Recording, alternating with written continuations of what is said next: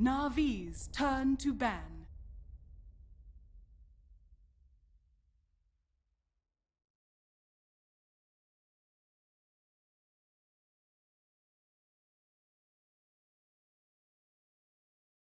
Ten seconds remaining.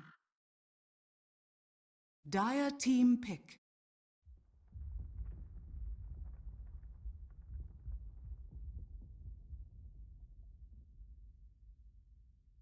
Navi's turn to pick.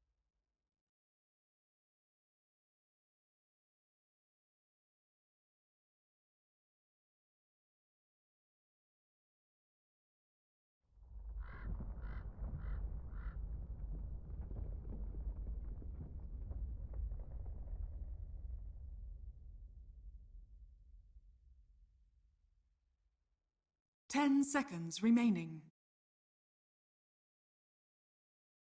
5 seconds remaining.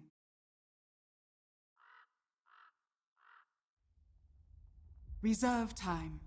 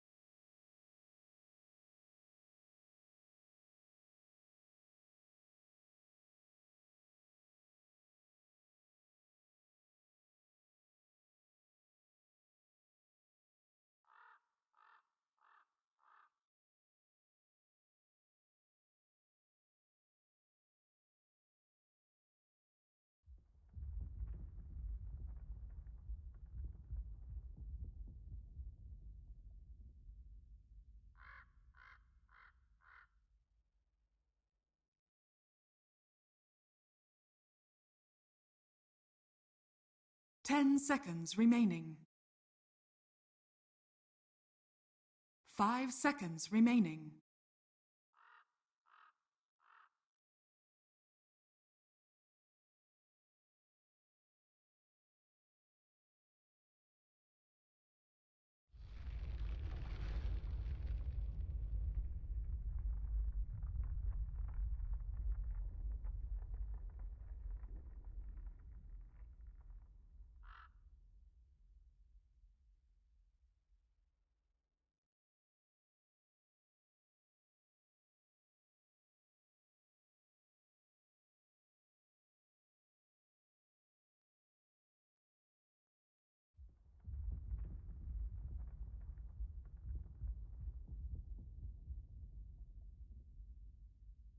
Ten seconds remaining. 5 seconds remaining.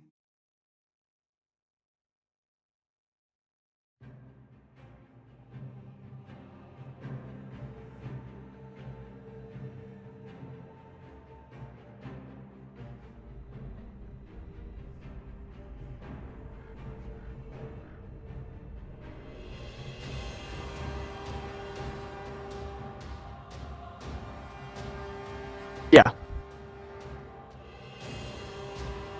And Andy, I'm an idiot. I can't remember in Reborn. Do I need to open mic to party or team for it to work for casting? Oh, okay. Okay, that's cool. That's good. So it's a good job you did that saying because that confirms it. Right, so that's brilliant. In game, people did not level 1 Sunstrike somewhere. Why not 6.86? Oh, we just Sunstrike the base. I mean, I guess that's not too shabby, that is it? Level 1, get the Sunstrike out, have a quick little check at some items if you get vision when you Sunstrike the base. You know, you might see those secret item pickups. Yes. What? What? Is this a jungle Abaddon? Alright, so I guess it is jungle MP. I guess. I mean, I guess they are going to run him in the jungle if they're going to put Abaddon. I mean, this is what we were saying. The fact that I don't think I've actually seen a game where it has been support. I swear it just always has been in a farming core role, like on the bottom hard lane. Yes. 30 seconds to battle.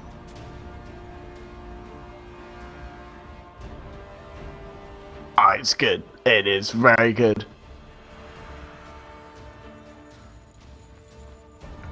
Yeah.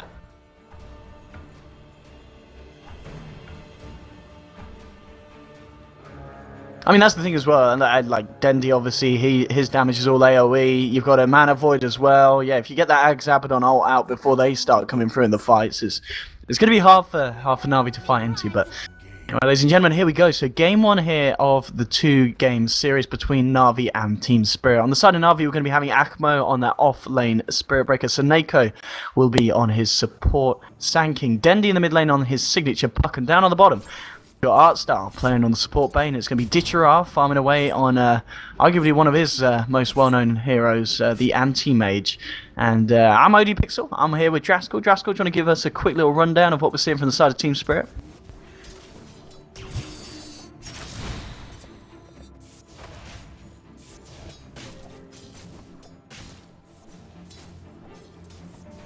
Oh, the names. I think Rams is definitely real. That rings a bell, yeah. Yeah.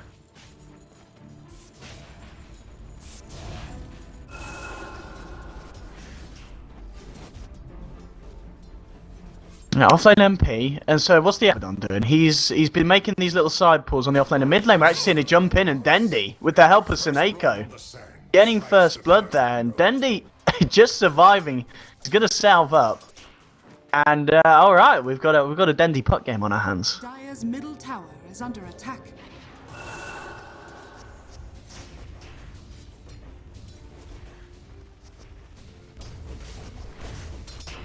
Yeah.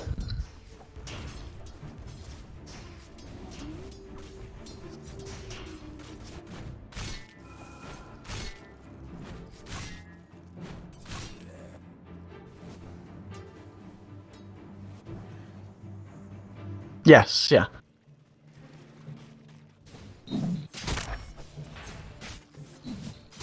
Yeah, I mean, this is just one of those games where you're looking at the heroes and you know there's going to be a point where it kicks off. I think a lot of this is on Dendi's Blink Dagger timing as well. And oh, there we have some branch action.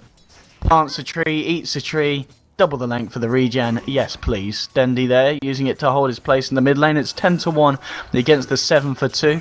Also favoring the fact, and also Saneko, he's looking for the rat round Invoker. He's ready for it this time though, playing a little bit more careful, getting back. Go Black is there as well and does have an Aphotic Shield available if stuff does kick off. So Invoker will be fine this time. And I mean, Saneko on this level 2 Sanking. I don't think I've ever seen level 2 Sanking be this aggressive in the mid lane.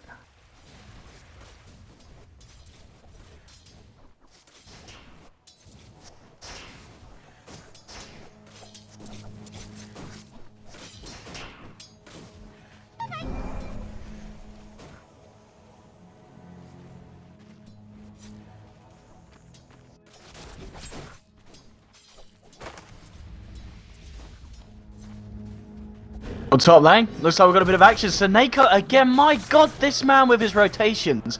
He's been an issue mid, and now he's been an issue top. He's got the body blocks on Dazzle, so the shallow grave, it really doesn't matter. One more right click will finish it. And Saneko, I mean, there's 2 kills on the board, and those 2 kills are entirely down to this man's positioning.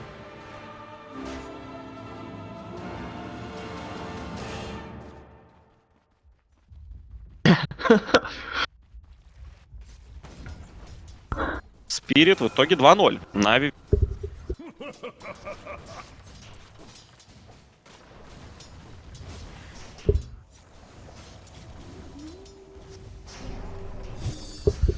And again, mid Saneko! Look where he is again! This man on his Sanking! My bloody god! We just... I was worried about the camera control, but I don't need to because I can just keep it double-clicked on Saneko at this point. I mean... oh dear. I mean, level... Yeah, I'll take the rune. Yeah, double damage, yeah. Saneko. He's out. Oh, he might be in trouble. He's got art style to help him out. I mean, the Aphotic Shield will kill him when it goes off. Oh! No! Saneko! Oh, I love this guy. Oh, no, don't do it, Snako. Oh, he went back in. There was another shield as well, so he was guaranteed dead. Now Dazzle's there to keep Goblack alive a little bit. He's got the shallow grave. So at the same time, they did manage to get the Nature's Prophet off as this chaser was going on with the Abaddon. So Abaddon will get out. So Dazzle does manage to save him. In fact, is he going to just deny himself here? Tower is under attack. Looks like he is. Just denies himself. He's spent all his money, so free trip back to base. Oh, they're crumbling. Yeah, oh, that is, yeah. And given it the Nature's Prophet as well, he's been on the off lane. Hasn't really got that much CS. He was really just focusing on trying to harass down the anti-mage in the lane, so not really focusing on the farm for himself, but yeah, getting himself involved in the second kill. So, 4-2 at the moment, still Na'Vi with the edge, but the farm's looking good for Invoke and the farm's looking good for the Lycans, so arguably a pretty close game at the moment.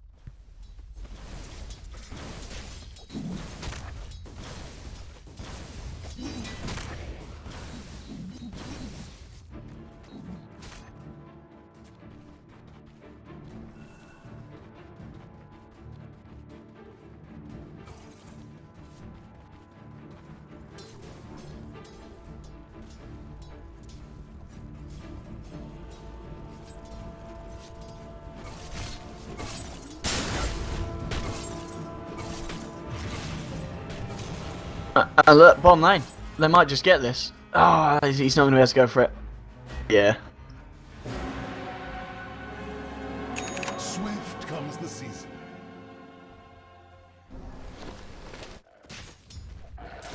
Talking about TP, they're actually going to teleport the Nature's Prophet up top. He's got a haste rune, and we'll see them start to get a push on this top lane. Seneca's going to come forward and use the Burrow Strike here. He needs to be a little bit careful.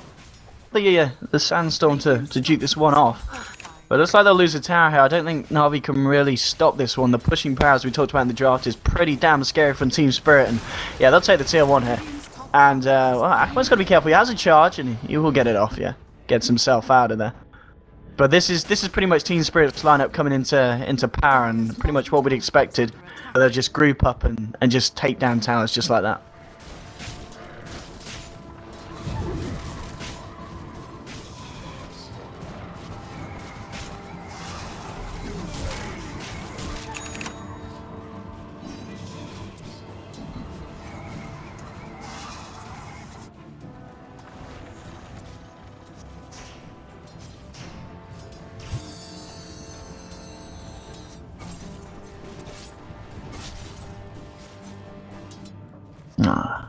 Oh, Andy, people are saying you're muted in game. Have you got? Yes. Yeah, mate. It's for team as well, because you can have either part of your team. You want open mic for team for casting.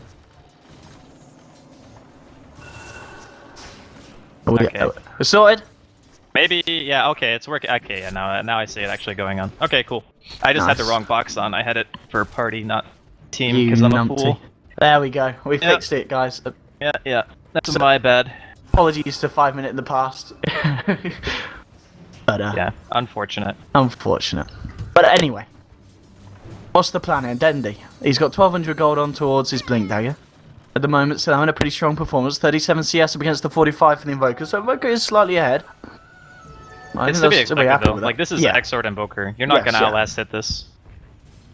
Alacrity is like unbelievably strong. Although with the new puck buffs, the early orbing and the cooldown itself is very nice for him too. So he can spam the wave a little bit more than he used to. I mean, do you think the fact that we're seeing more puck is totally understandable? Like, has he been put in a position where he is now totally viable in the current meta? Or is it just the fact that there are still some players who are very good with it, and it's something that you'd still only expect to see certain people doing in competitive?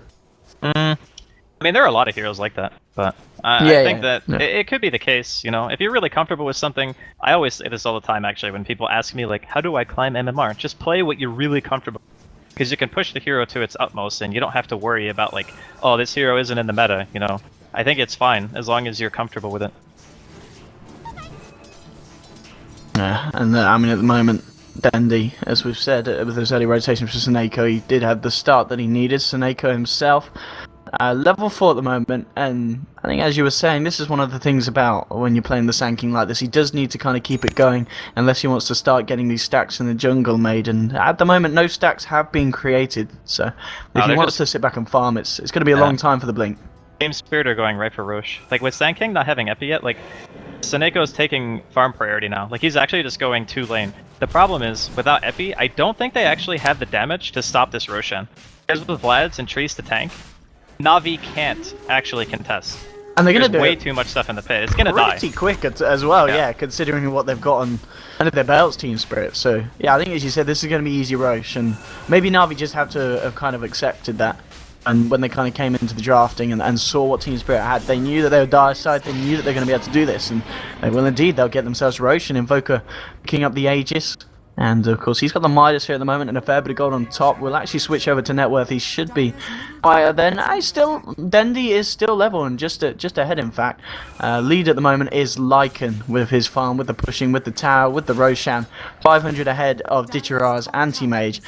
But Anti-Mage at the moment, Perseverance at 1100 gold, should still be a pretty good timing on the Battle Fury, unless Team Spirit are able to take him down. And Team Spirit, they just group up and they're going to power down the bottom lane and look to take a tier 1. And again, nothing really that Na'Vi are going to be able to do to stop this. Ditchara just having a bit of fun in the jungle there with the Invoker. But space is created here for the push to get on, and Team Spirit will take the tower. Yeah, this is the Team Spirit lineup being showcased in its full power here. There's actually nothing that Na'Vi can do about their 5 men right now. They literally need blinks. If they don't have blink on Sand King and Puck, the defense is impossible. So they're even bringing Ditchara to middle lane, saying, okay, you need to help us push because Team Spirit pushed so fast that there's no way we can make a trade worth it like this. We just have the best. Yeah, so look, now, they're going again. I mean, yeah. Do you just accept that you're going to lose your tier 2s as well in this game? Yeah, you actually can't fight this. Like, Dendi's here because he's the only person who can spam without putting himself in harm's way. We talked about how Team Spirit have really bad catch. So he's actually the only person who can sit in lane They're gonna go again. and whittle the wave down. Yeah, they don't have to stop, Owen. This is Dazzle, Abba, Nature's Prophet, Lycan, Exort, Invoker. Like, is this where we're at again in Dota? Back to this point where you just power down lanes and win game? Yeah, I actually think that this is just gonna be Rex, because they already glyphed. And Artstyle's dead. Yeah, okay. Oh, it's a big Dream Cold, big Waning Rift onto 4 as well. The Mana Boy comes through, they'll burst down Invoker, but he's got the Aegis. There'll be the Shallow Grave keeping the Lycan alive here. He's still hitting away at the tower. Invoker now back for round 2. Gets the Forge Spirits out again, the Bash coming out from Akmo. Begin to force them back out. So we saw the ults come into play there, the Mana Void and the Dream Cold. It does a bit. They burned Glyph. They burned Glyph, so they have to go. Like, this could actually just be Rax if Na'Vi aren't careful. I mean, I don't know, they used everything there, and Seneco didn't even skill ulti, so he doesn't have Epicenter. Without Epicenter coil down, they only got the Aegis. Yeah, that's just buildings dead. They can just run now. They don't have to stay. But Na'Vi are gonna try to make it worth it. Can they even kill Ramses? He's just gonna turn and slap him. Oh my god, the AM dot. Oh god, they had Weave on. They had Weave on, Owen. Why would they try? Oh dear. Okay, so Na'Vi were in a position where they thought, okay, we can lose the Rax maybe, but if we don't get any kills out of this, then we are like totally screwed. So they're in the position where they feel, okay, we need to fight to try to get something in return because they saw Team Spirit trying to like run away. And then they forgot that there was Weave, and they pretty much got owned by a Dazzle heal and a Lycan. Oh man, I mean...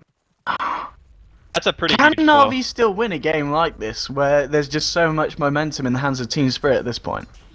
I guess it seems like one of those games where they're just kind of counting on Team Spirit to cock up, really. Yeah, it's possible, but it's very unlikely, I feel. Just because the item timings are a little bit low. Like, on the bright side, they have the tier 1 mid. That's actually a fairly big deal. One lane being dead when you have AM close to Battle Fury is not the end of the game. The bigger issue is trying to keep the lanes pushed out sufficiently so that Team Spirit can't ever get to your base again, you know? Like, you want the AM and the Puck to be, like, wave spamming constantly. You want the Sand King to get Blink, not only for the team fight, but also because it's very hard for Team Spirit to catch those heroes. So Sand King's in one lane, Puck's in one lane, AM's in one lane. You have no Blink Initiator, you have no Orchid, you have, like... You really have no way of killing those heroes, and I think that's what Na'Vi were banking on, is making it to that stage where they could get away with pushing out lanes forever, and they would win that game. But Team Spirit are just hitting their timing too quickly. Yeah, this is, and the fact, what level Necro have we got? It's just level 1 Necro on the Lycan, but it's still something. He's nearly hitting level 11 as well. Dendi, level 9, Blink and Tread. Seneco does now have a point in the epicenter at level 8, so they've got something else to add to these fights, but It's just so terrifying, this push. That's the tier 1 down, and again, Team Spirit probably not going to stop here. They're probably going to move on for the tier 2 as well. Sending the whole damn zoo 100 down. gold from Blink. This is big. If he gets his Blink Dagger and gets one good epi, it could be a turnaround here. Okay. But he needs to be able to, like... I think he needs to kill the Dazzle. If he kills the Dazzle, the push is over.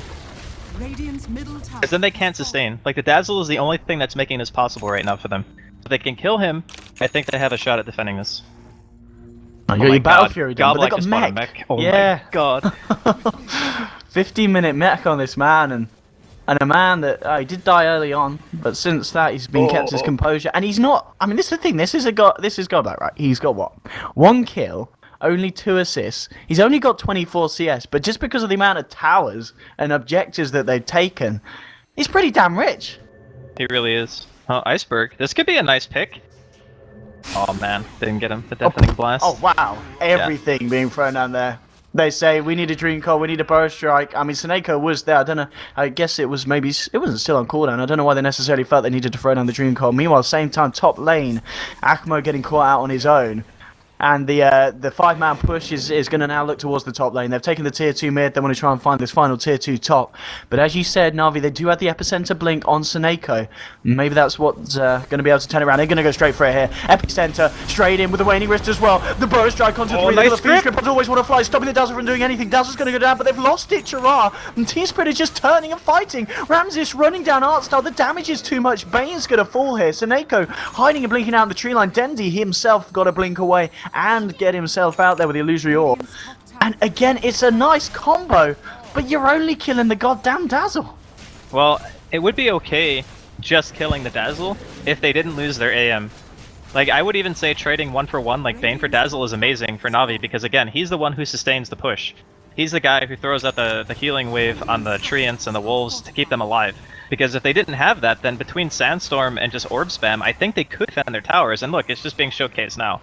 With no Dazzle to keep the wave alive, like, Team Spirit can't actually breach the high ground. I think they're going to be more comfortable just waiting for Always Wanna Fly to come back, the lane's pushed in, wait for the next Roshan, and just play it safe. And I think, wait, what's that? That is, so now they've got level 3 Necro on both the Invoker and the Lycan. I mean, I'm not saying it's great, Owen. I'm just trying to find a little bit of happiness for Na'Vi, because killing the Dazzle was a good play. It's just, the trade was too heavy. Like, you can't lose a core for a support no matter what the position you're in, right? Like, you never want to make that trade. Okay, Burrow Strike. There's no FB and they know it. They only have seconds. Coil. Oh, this is a little bit You can't charge the ABBA? What's happening right now?